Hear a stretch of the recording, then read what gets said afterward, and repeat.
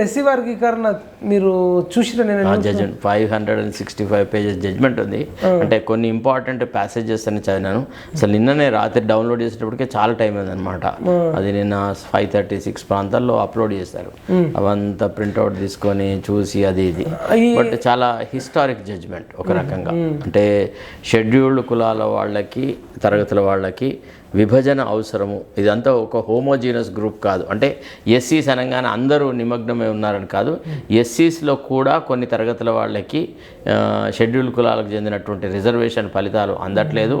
Only పైన ఉన్నటువంటి వాళ్ళు, కొంత ఆర్థికంగా కొంత చదువుకొని బాగుపడ్డ వాళ్ళకే ఈ రిజర్వేషన్ ఫలితాలు వస్తున్నాయి. అందరికీ రిజర్వేషన్ ఫలితాలు అందాలని అన్నప్పుడు ఈ కులాలను వాళ్ళ జనాభా ప్రాతిపదికన క్లాసిఫై చేసేసి అభివృద్ధి ఫలాలు కానీ సంక్షేమ పథకాలు కానీ విభాగాలు చేస్తారు. అంటే ఎన్ని అంటే వాళ్ళలో ఉన్న తెగలను బట్టి ఒక 5-6